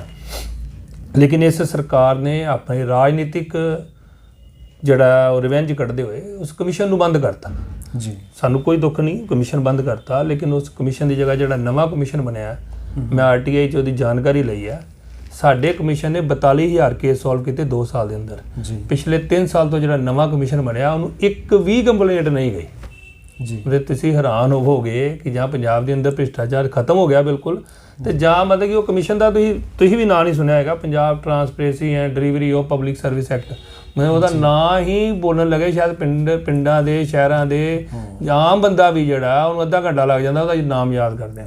ਤਾਂ ਉਹ ਨਾਂ ਹੀ ਇਹੋ ਜਿਹਾ ਰੱਖਤਾ, ਉਹਦੇ 'ਚ ਇੱਕ ਕਮਿਸ਼ਨਰ ਲਗਾਇਆ। ਉਹਨਾਂ ਨੇ ਜਿਹੜੀਆਂ ਸਾਡੇ ਸਰਟੀਫਿਕੇਟ ਪੈਂਡਿੰਗ ਜਿਹੜੇ ਬਾਅਦ 'ਚ ਆਏ, ਉਹਨਾਂ ਨੇ ਉਹਨੂੰ ਆਪਣੇ ਰਿਕਾਰਡ 'ਚ ਸ਼ੋਅ ਕਰ ਦਿਆ ਕਿ ਇਹੀ ਕੰਮ ਕੀਤਾ। ਬਿਲਕੁਲ ਕੋਈ ਦੁੱਖ ਨਹੀਂ ਹੈ, ਲੇਕਿਨ ਉਹਨਾਂ ਨੂੰ ਇੱਕ ਕੰਪਲੇਂਟ ਤੇ ਘੱਟੋ ਘੱਟ ਆਉਂਦੀ ਕਿ ਇਹਦਾ ਮਤਲਬ ਪੰਜਾਬ ਦੇ ਅੰਦਰ 100% ਕੰਮ ਹੋ ਗਿਆ। ਤਾਂ ਇਹ ਮੈਨੂੰ ਲੱਗਦਾ ਕਿ ਇਹ ਬਹੁਤ ਵੱਡਾ ਪੰਜਾਬ ਦੇ ਲੋਕਾਂ ਦੇ ਧੋਖਾ ਹੈ। ਹਰਿਆਣਾ ਦੇ ਅੰਦਰ ਬੜਾ ਅੱਛਾ ਉਹ ਰਾਈਟ ਟੂ ਸਰਵਿਸ ਕਮਿਸ਼ਨ ਕੰਮ ਕਰ ਰਿਹਾ, ਉੱਤਰਾਖੰਡ ਦੇ ਅੰਦਰ ਕਰ ਰਿਹਾ, ਵੈਸਟ ਬੰਗਾਲ ਦੇ ਅੰਦਰ ਕਰ ਰਿਹਾ। ਤਾਂ ਪੰਜਾਬ ਦੇ ਅੰਦਰ ਤੁਸੀਂ ਸਾਨੂੰ ਨਾ ਰੱਖੋ, ਕੋਈ ਦੁੱਖ ਨਹੀਂ ਹੈ, ਲੇਕਿਨ ਸਾਡੀ ਜਗ੍ਹਾ ਤੇ ਅਸੀਂ ਇਹਨਾਂ ਨੂੰ ਕਿਹਾ ਵੀ ਕਮਿਸ਼ਨ ਬੰਦ ਨਾ ਕਰੋ, ਜਿਹੜਾ ਨਵਾਂ ਬਣਾ ਰਹੇ ਹੋ ਉਹਨੇ ਕੰਮ ਹੀ ਨਹੀਂ ਕੀਤਾ। ਤਾਂ ਉਹਦੀ ਵੀ ਜਵਾਬਦੇਹੀ ਲੋਕਾਂ ਨੂੰ ਦੇਣੀ ਪਏਗੀ। ਅੱਜ ਵੀ ਮੈਨੂੰ ਲੋਕ ਮੇਰੀ ਮੇਲ 'ਚ ਮੇਲ ਕਰਦੇ ਆ ਕਿ ਯਾਰ ਸਰ ਸਰਟੀਫਿਕੇਟ ਇਸ਼ੂ ਕਰਾ ਦਿਓ, ਮੈਂ ਕਹਿੰਦਾ ਨਹੀਂ, ਤੁਸੀਂ ਨਵੇਂ ਕਮਿਸ਼ਨ ਕੋਲ ਚਲੇ ਜਾਓ। ਕੀ ਸਿਸਟਮ ਹੈ ਸਰਕਾਰ ਦਾ, ਉਹਨੂੰ ਮੈਨੂੰ ਲੱਗਦਾ ਕਿ ਸਾਡੀ ਸਰਕਾਰ ਆਏਗੀ, ਆਪਾਂ ਇਹਨੂੰ ਠੀਕ ਕਰਾਂਗੇ। ਬਿਲਕੁਲ। ਅੱਛਾ ਸਰ, ਜਿਵੇਂ ਮੌਜੂਦਾ ਸਮੇਂ ਦੇ ਵਿੱਚ ਸਭ ਤੋਂ ਵੱਡੀ ਜਿਹੜੀ ਇੱਕ ਕਹਿ ਲਓ ਕਿ ਸਮੱਸਿਆ ਬਣੀ ਹੋਈ ਹੈ, ਉਹ ਹੈਗੀ ਹੈ ਬੇਰੁਜ਼ਗਾਰੀ ਦੀ ਅਤੇ ਦੂਸਰੀ ਨਸ਼ੇ ਦੀ। ਇਹਨਾਂ ਦੇ ਖਾਤਮੇ ਵਾਸਤੇ ਵੈਸੇ ਕਿਹੜੇ ਉਪਰਾਲੇ ਹੋਣੇ ਚਾਹੀਦੇ ਆ, ਜਾਂ ਕੀ ਮੁੱਢ ਕਾਰਨ ਆ ਕਿ ਇਹ ਲਗਾਤਾਰ ਵੱਧਦਾ ਰਿਹਾ? ਘਰ ਘਰ ਨੌਕਰੀ ਜੀ ਬੜਾ ਵੱਡਾ ਇੱਕ ਪੰਜਾਬ ਸਰਕਾਰ ਨੇ ਵਾਅਦਾ ਕੀਤਾ ਸੀ ਜੀ, ਉਹਨੂੰ ਝੂਠੇ ਆંકੜੇ ਦੇ ਕੇ ਸ਼ੋਅ ਵੀ ਕੀਤਾ ਵੀ ਅਸੀਂ ਲੋਕਾਂ ਨੂੰ ਨੌਕਰੀ ਦਿੱਤੀ ਆ। ਤੁਸੀਂ ਆਪਣੇ ਇਸ ਇੰਟਰਵਿਊ ਤੋਂ ਬਾਅਦ ਇੱਕ ਸਰਵੇ ਵੀ ਕਰ ਸਕਦੇ ਹੋ ਵੀ ਕਿੰਨੇ ਲੋਕਾਂ ਨੂੰ ਨੌਕਰੀ ਮਿਲੀ ਪੰਜਾਬ ਦੇ ਘਰ ਘਰ ਨੌਕਰੀ ਮਿਸ਼ਨ 'ਚ। ਜੀ, ਨੌਕਰੀ ਨਹੀਂ ਤਾਂ ਬੱਚਾ ਬੇਰੁਜ਼ਗਾਰ, ਬੇਰੁਜ਼ਗਾਰੀ ਹੈ ਤਾਂ ਬੱਚਾ ਨਸ਼ਾ ਕਰੇਗਾ ਤੇ ਸਾਡੇ ਪੰਜਾਬ ਦਾ ਨਾਮ ਉੜਤਾ ਪੰਜਾਬ ਵਾਂਗੂ ਫਿਰ ਦੁਬਾਰਾ ਖਤਮ ਹੋ ਜਾਏਗਾ। ਇਸ ਕਰਕੇ ਮੈਨੂੰ ਲੱਗਦਾ ਕਿ ਨੌਕਰੀ ਲਈ ਇੰਡਸਟਰੀ ਜ਼ਰੂਰੀ ਹੈ। ਤੁਸੀਂ ਸਭ ਲੋਕਾਂ ਨੂੰ ਜਿਹੜੀ ਹੈ ਉਹ ਨਹੀਂ ਦੇ ਸਕਦੇ, ਸਰਕਾਰੀ ਨੌਕਰੀ ਨਹੀਂ ਦੇ ਸਕਦੇ, ਲੇਕਿਨ ਪ੍ਰਾਈਵੇਟ ਕੰਪਨੀਆਂ ਦੇ ਅੰਦਰ, ਬਟਾਲਾ ਦੇ ਅੰਦਰ ਲੋਕ ਯਾਦ ਆ ਲੋਕਾਂ ਨੂੰ ਵੀ ਜਦੋਂ ਬੀਕੋ ਸੀ, ਸੈਂਕੜੇ ਹਜ਼ਾਰਾਂ ਲੋਕ ਉੱਥੇ ਜੌਬ ਕਰਦੇ ਸੀ ਜੀ। ਬੀਕੋ ਬੰਦ ਕਰਾਤੀ ਕੁਝ ਆਰਗੇਨਾਈਜੇਸ਼ਨਸ ਨੇ ਤੇ ਉਹ ਬੰਦ ਹੋ ਗਈ। ਅੱਜ ਕੀ ਹਾਲਾਤ ਹੈ? ਮੈਂ ਵੈਸਟ ਹਲਕੇ ਦਾ ਇੰਚਾਰਜ ਵੀ ਹਾਂ ਅੰਮ੍ਰਿਤਸਰ ਦਾ। ਵੈਸਟ ਹਲਕੇ 'ਚ ਟੈਕਸਟਾਈਲ ਇੰਡਸਟਰੀ ਬਹੁਤ ਜ਼ਿਆਦਾ ਹੁੰਦੀ ਸੀ ਜੀ, ਮਤਲਬ ਬਾਰਡਰ ਦੇ ਉੱਪਰ ਹੈ, ਅਟਾਰੀ ਬਾਰਡਰ ਦੇ ਨਾਲ ਛਾਟਾ ਹੈ, ਤੇ ਛਾਟੇ ਦੇ ਅੰਦਰ ਬਹੁਤ ਜ਼ਿਆਦਾ ਇੰਡਸਟਰੀ ਜਿਹੜੀ ਉਹ ਚੱਲਦੀ ਰਹੀ ਹੈ। ਅੱਜ ਉੱਥੇ ਵੀ ਇੰਡਸਟਰੀ ਬੰਦ ਹੋ ਗਈ ਆ ਜੀ। ਸਰਕਾਰਾਂ ਦਾ ਧਿਆਨ ਇੰਡਸਟਰੀ ਨਵੀਂ ਲਗਾਉਣ ਵੱਲ ਨਹੀਂ ਹੈ। ਉਹਦਾ ਕਾਰਨ ਇਹ ਹੈ ਕਿ ਗੁਜਰਾਤ ਦੇ ਅੰਦਰ ਅੱਜ ਵੀ ਸਿੰਗਲ ਵਿੰਡੋ ਸਿਸਟਮ ਹੈ ਕਿ ਤੁਸੀਂ ਇੰਡਸਟਰੀ ਲੈਣੀ ਹੈ ਉਹਦੇ ਜਿੰਨੇ NOC ਚਾਹੀਦੇ ਤੁਹਾਨੂੰ ਇੱਕੋ ਵਿੰਡੋ ਦੇ ਉੱਤੇ ਵਿਦਿਨ 3 ਡੇਜ਼ 4 ਡੇਜ਼, ਜਿੱਦਾਂ ਮੈਂ ਤੁਹਾਨੂੰ ਦੱਸਿਆ ਕਿ ਜਿਹੜਾ ਰਾਈਟ ਟੂ ਸਰਵਿਸ ਕਮਿਸ਼ਨ ਇਹੋ ਜਿਹੇ ਕੰਮ ਹੀ ਕਰਦਾ ਸੀ ਜੀ। ਤਾਂ ਉਹ ਉੱਥੇ ਉਹਨਾਂ ਦੇ ਸਾਰੇ ਆਬਜੈਕਸ਼ਨ ਖਤਮ ਹੋ ਜਾਂਦੇ ਸੀ ਔਰ ਉਹਨਾਂ ਨੂੰ ਇੰਡਸਟਰੀ ਨੂੰ ਰਾਹਤ ਮਿਲਦੀ ਸੀ ਔਰ ਇੰਡਸਟਰੀ ਲੱਗਦੀ ਸੀ ਜੀ। ਅੱਜ ਪੰਜਾਬ ਦੀ ਇੰਡਸਟਰੀ ਹਿਮਾਚਲ, ਪੰਜਾਬ ਦੀ ਇੰਡਸਟਰੀ ਯੂਪੀ 'ਚ ਪਲਾਨ ਕਰ ਗਈ। ਮਤਲਬ ਯੂਪੀ ਦੇ ਲੋਕ ਇੱਧਰ ਪਲਾਨ ਕਰਦੇ ਸੀ, ਪੰਜਾਬ ਦੀ ਇੰਡਸਟਰੀ ਪਲਾਨ ਕਰ ਗਈ ਯੂਪੀ ਦੇ ਅੰਦਰ ਜੀ। ਤਾਂ ਜਿਸ ਸਟੇਟ ਦੇ ਅੰਦਰ ਇੰਡਸਟਰੀ ਨਹੀਂ, ਪੰਜਾਬ ਬਟਾਲਾ ਕਿਸੇ ਟਾਈਮ ਦੇ ਉੱਤੇ ਏਸ਼ੀਆ ਦੇ ਨਕਸ਼ੇ ਦੇ ਉੱਤੇ ਇੰਡਸਟਰੀ ਦੇ ਉੱਤੇ ਦੇ ਹੱਬ 'ਚ ਸ਼ਾਮਲ ਸੀਗਾ ਜੀ। ਬਟਾਲਾ ਦੀ ਇੰਡਸਟਰੀ ਸਫਰ ਕਰ ਰਹੀ ਹੈ। ਮੈਂ ਤਾਂ ਇਸ਼ੂਜ਼ ਨੇ ਬਟਾਲਾ ਦੇ ਇੰਡਸਟਰੀ ਦੇ ਬੜੇ, ਮੈਂ ਸੋਚ ਰਿਹਾ ਕਿ ਜਲਦੀ ਇੱਕ ਮੀਟਿੰਗ ਜਿਹੜੀ ਹੈ ਇਹਨਾਂ ਦੀ ਅਰੇਂਜ ਕਰਾਂਗੇ ਆਪਾਂ ਪੰਜਾਬ ਸੈਂਟਰਲ ਇੰਡਸਟਰੀ ਮਿਨਿਸਟਰ ਨਾਲ ਕਿ ਜਿਹੜੇ ਜੋ ਪੈਟਰਨ ਪਹਾੜੀ ਇਲਾਕੇ ਕਰਕੇ ਹਿਮਾਚਲ ਨੂੰ, ਹਰਿਆਣੇ ਨੂੰ ਜੋ ਮਿਲ ਰਿਹਾ, ਬਾਰਡਰ ਏਰੀਆ ਕਰਕੇ ਬਾਰਡਰ ਏਰੀਆ ਦੇ ਕੁਝ ਬੈਨੀਫਿਟ ਜਿਹੜੇ ਪੰਜਾਬ ਨੂੰ ਵੀ ਦਿੱਤੇ ਜਾਣੇ ਚਾਹੀਦੇ ਆ। ਮੈਨੂੰ ਲੱਗਦਾ ਕਿ ਜਲਦੀ ਇਹਦੇ ਉੱਤੇ ਵੀ ਸਾਡੇ ਜਿਹੜੀ ਲੀਡਰਸ਼ਿਪ ਵਿਚਾਰ ਕਰ ਰਹੀ ਹੈ ਜੀ, ਔਰ ਉਹ ਵੀ ਇੰਪਲੀਮੈਂਟ ਕਰਾਂਗੇ ਆਪਾਂ ਕਿ ਜੋ ਹਿਮਾਚਲ ਨੂੰ ਸਹੂਲਤਾਂ ਮਿਲੀਆਂ ਉਹ ਪੰਜਾਬ ਦੇ ਅੰਦਰ ਵੀ ਲੋਕਾਂ ਨੂੰ ਮਿਲਣ ਜੀ। ਤਾਂ ਮੈਨੂੰ ਲੱਗਦਾ ਕਿ ਇੰਡਸਟਰੀ ਬਹੁਤ ਵੱਡਾ ਇਸ਼ੂ ਹੈ ਜੀ। ਜੇ ਆਪਾਂ ਬੇਰੁਜ਼ਗਾਰੀ ਖਤਮ ਕਰਨੀ, ਇੱਕ ਤਾਂ ਐਜੂਕੇਸ਼ਨ, ਇੱਕ ਇੰਡਸਟਰੀ। ਅੱਜ ਤੁਸੀਂ ਹਰਿਆਣਾ ਸਾਡੇ ਤੋਂ ਬਹੁਤ ਪਿਛੜਿਆ ਸੀ, ਤਾਂ ਹਰਿਆਣਾ ਅੱਜ ਮੈਂ ਹਰਭਜਨ ਸਿੰਘ ਭੱਜੀ ਜੀ ਦਾ ਇੱਕ ਬਿਆਨ ਪੜ੍ਹਦਾ ਪਿਆ ਸੀ ਜੀ। ਉਹਨਾਂ ਕਿਹਾ ਕਿ ਸਪੋਰਟਸ ਦੇ ਅੰਦਰ ਹਰਿਆਣਾ ਸਾਡੇ ਤੋਂ ਬੜੀ ਅੱਗੇ ਲੰਘ ਗਿਆ ਜੀ। ਉਹਦਾ ਕਾਰਨ ਕੀ ਹੈ ਕਿ ਸਾਡੇ ਲੋਕ ਨਸ਼ੇ 'ਚ ਇਸੇ ਕਰਕੇ ਵੀ ਹੈ ਕਿ ਸਾਡੇ ਸਪੋਰਟਸ ਵੀ ਨੂੰ ਉਤਸ਼ਾਹਿਤ ਕਰਨ ਲਈ ਵੀ ਕੁਛ ਨਹੀਂ ਹੈ। ਤਾਂ ਉਹਨਾਂ ਕਿਹਾ ਹਰਿਆਣਾ ਸਾਡੇ ਤੋਂ ਕਈ ਚੀਜ਼ਾਂ 'ਚ ਅੱਗੇ ਲੰਘ ਗਿਆ, ਅੱਜ ਦੀ ਪੰਜਾਬ ਕਿਸੇ ਦੇ ਪੇਪਰ ਦੇ ਅੰਦਰ ਹੀ ਹੈ ਜੀ। ਤਾਂ ਉਹਦਾ ਕਾਰਨ ਇਹ ਹੈ ਕਿ ਹਰਿਆਣੇ ਨੇ ਇੰਡਸਟਰੀ ਨੂੰ ਬਹੁਤ ਪ੍ਰਮੋਟ ਕੀਤਾ, ਪੰਜਾਬ ਨੇ ਪ੍ਰਮੋਟ ਤਾਂ ਬੜੀ ਦੂਰ ਦੀ ਗੱਲ, ਉਹਨੂੰ ਥੱਲੇ ਲਿਆਉਣ ਦੀ ਕੋਸ਼ਿਸ਼ ਕੀਤੀ ਜੀ। ਤਾਂ ਹਰਿਆਣਾ ਦੇ ਤੁਸੀਂ ਗੁੜਗਾਉਂ ਦੇਖੋ, ਅੱਜ ਹਰਿਆਣਾ ਦੇ ਫਰੀਦਾਬਾਦ ਦੇਖੋ, ਹਰਿਆਣਾ ਇੰਡਸਟਰੀ ਦਾ ਹੱਬ ਬਣ ਗਿਆ। ਕਿਸੇ ਟਾਈਮ ਦੇ ਉੱਤੇ ਪੰਜਾਬ ਨੇ ਵੀ ਇੱਕ ਕੋਸ਼ਿਸ਼ ਮੋਹਾਲੀ ਦੇ ਅੰਦਰ ਕੀਤੀ ਸੀ, ਲੇਕਿਨ ਥੋੜ੍ਹਾ ਜਿਹਾ ਉਹਦਾ ਰਿਹਾ ਅਸਰ, ਲੇਕਿਨ ਬਿਲਕੁਲ ਖਤਮ ਹੋ ਗਿਆ। ਅੱਜ ਮੰਡੀ ਗੋਬਿੰਦਗੜ੍ਹ ਔਰ ਬਟਾਲਾ ਬਹੁਤ ਮਾਮੂਲੀ ਪੁਆਇੰਟ 1 ਕਹਿ ਲਈਏ ਆਪਾਂ ਕਿ ਜਿਹੜਾ ਉਹ ਇੰਡਸਟਰੀ ਦੇ ਵਿੱਚ ਕਿਤੇ ਨਾ ਕਿਤੇ ਆਪਣਾ ਸਥਾਨ ਰੱਖਦਾ। ਤਾਂ ਮੈਨੂੰ ਲੱਗਦਾ ਕਿ ਜੇ ਪੰਜਾਬ ਨੂੰ ਵਾਕਈ ਇਹੀ ਕਹਿੰਦੇ ਆ ਵੀ ਨਵਾਂ ਪੰਜਾਬ ਬਣਾਉਣਾ ਚਾਹੀਦਾ, ਨਸ਼ਿਆਂ ਤੋਂ ਮੁਕਤ ਪੰਜਾਬ ਬਣਾਉਣਾ ਚਾਹੀਦਾ, ਬੇਰੁਜ਼ਗਾਰੀ ਮੁਕਤ ਪੰਜਾਬ ਬਣਾਉਣਾ ਚਾਹੀਦਾ, ਤਾਂ ਮੈਨੂੰ ਲੱਗਦਾ ਕਿ ਜਿਹੜੀ ਇੰਡਸਟਰੀ ਹੈ ਉਹਦੇ ਲਈ ਵੱਧ ਤੋਂ ਵੱਧ ਸਹੂਲਤਾਂ ਦੇ ਕੇ ਇੰਡਸਟਰੀ ਨੂੰ ਪੰਜਾਬ ਦੇ ਅੰਦਰ ਲੈ ਕੇ ਆਉਣਾ ਚਾਹੀਦਾ ਜੀ। ਪੰਜਾਬ ਦੇ ਅੰਦਰ ਇੰਡਸਟਰੀ ਦਾ ਨਿਵੇਸ਼ ਖਤਮ ਹੋ ਗਿਆ। ਉਹਦਾ ਕਾਰਨ ਹੈ ਕਿ ਲੋਕਾਂ ਨੂੰ ਪੰਜਾਬ ਦੇ ਪੋਲੀਟੀਸ਼ੀਅਨਸ ਦੇ ਉੱਪਰ, ਮੈਂ ਕਿਸੇ ਪਾਰਟੀ ਦਾ ਨਾਂ ਨਹੀਂ ਲੈ ਰਿਹਾ ਜੀ, ਪੰਜਾਬ ਦੇ ਪੋਲੀਟੀਸ਼ੀਅਨ ਦੇ ਉੱਪਰ ਵਿਸ਼ਵਾਸ ਨਹੀਂ ਰਿਹਾ। ਜਿੱਦਾਂ ਤੁਸੀਂ ਪਹਿਲਾਂ ਗੱਲ ਕੀਤੀ ਕਿ ਲੋਕਾਂ ਦਾ ਪੰਜਾਬ ਦੇ ਪੋਲੀਟੀਸ਼ੀਅਨ ਦੇ ਉੱਤੋਂ ਵਿਸ਼ਵਾਸ ਉੱਠ ਗਿਆ ਜੀ। ਤਾਂ ਉਹ ਵਿਸ਼ਵਾਸ ਬਣਾਉਣ ਲਈ ਸਿੰਗਲ ਵਿੰਡੋ ਸਿਸਟਮ ਜਾਂ ਦੂਸਰੇ ਸਿਸਟਮ ਜਾਂ ਇੰਡਸਟਰੀ ਨੂੰ ਲਿਆਉਣ ਲਈ ਕੁਝ ਸਹੂਲਤਾਂ ਜਿਹੜੀਆਂ ਜ਼ਰੂਰ ਦੇਣੀਆਂ ਚਾਹੀਦੀਆਂ ਜੀ। ਅਗਰ ਪੰਜਾਬ ਦੇ ਅੰਦਰ ਇੰਡਸਟਰੀ ਆਏਗੀ ਤਾਂ ਮੈਂ ਦਾਅਵੇ ਨਾਲ ਕਹਿ ਸਕਦਾ ਕਿ ਪੰਜਾਬ ਦੀ ਬੇਰੁਜ਼ਗਾਰੀ ਘਟੇਗੀ, ਬੇਰੁਜ਼ਗਾਰੀ ਘਟੇਗੀ ਤੇ ਪੰਜਾਬ ਦੇ ਨਸ਼ਿਆਂ ਦੇ ਵਿੱਚ ਲੱਗੇ ਲੋਕ ਜੀ ਖਤਮ ਹੋਣਗੇ ਜੀ ਔਰ ਪੰਜਾਬ ਖੁਸ਼ਹਾਲ ਹੋਏਗਾ।